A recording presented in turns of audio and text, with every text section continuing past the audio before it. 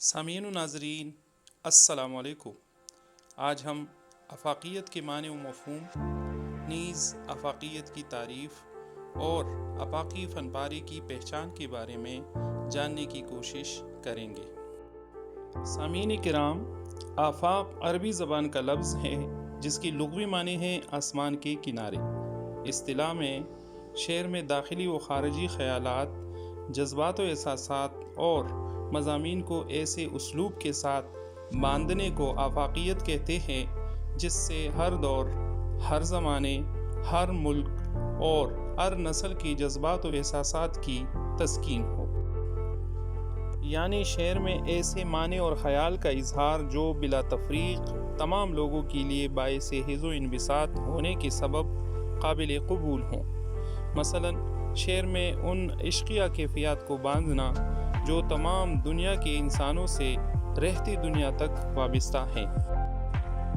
اس سلسلے میں عبادت بریلوی غالب اور مومن کی شاعری کے حوالے سے لکھتے ہیں، عشقیہ کیفیات میں آفاقیت ہے۔ غالب اور مومن نے جن عشقیہ کیفیات کو پیش کیا تھا وہ آج بھی ہمیں اپنی کیفیات معلوم ہوتی ہیں۔ ان کی تقریر کی لذت دیکھیے کہ جو کچھ انہوں نے کہا ایسا محسوس ہوتا ہے گویا یہ بھی ہمارے دل میں ہے۔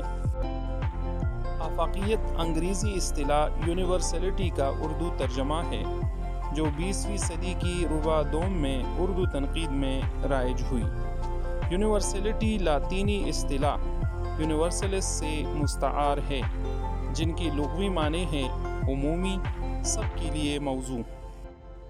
آفاقیت کی اصطلاح جنس اور نوع سے متعلق ہے، یعنی شے کا وہ تصور جو تمام اشیاء کی نمائندگی کرتا ہو، جیسے جاندار کے تصور میں چرند، پرند اور انسان وغیرہ تمام تصورات شامل ہیں۔ جبکہ شعریات میں آفاقیت شعر کی اس خصوصیت کو کہا جاتا ہے جس کے سبب فرد کی مخصوص اور محدود جذبات و احساسات و خیالات یا مخصوص واقعات زمانی و مکانی حدود سے ارفع ہو کر ماورائی حیثیت حاصل کر لیتے ہیں اور ہر شخص کے لیے متاثر کن ہو جاتے ہیں۔ اس لیے شاعری فلسفے سے زیادہ بصیرت افروز، صادق اور فلسفیانہ ہوتی ہے، کیونکہ شاعری میں آفاقی صداقتوں کو مسرت انگیز اور جیتی جاگتی شکل میں پیش کرتی ہے۔ تاریخ اور شاعری میں یہی فرق ہے کہ تاریخ خاص زمانے، خاص واقعات اور خاص لوگوں تک محدود ہوتی ہے، جبکہ شاعری ہر چیز کو عمومی بنا کر پیش کرتی ہے۔ آفاقیت کی ضد قطعیت و اختصاص پارٹیکولیرٹی ہے۔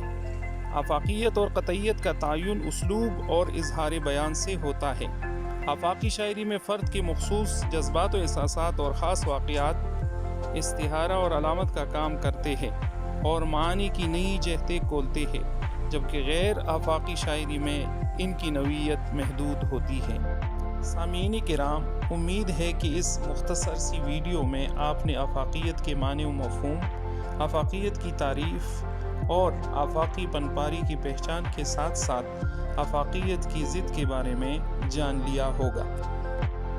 اگلی ویڈیو میں انشاءاللہ ایک نئے ٹاپک کے ساتھ پیش خدمت ہوں گے۔ تب تک کے لیے اجازت۔ اللہ تعالی ہم سب کا حامی و ناصر ہو، آمین۔ اللہ حافظ۔ السلام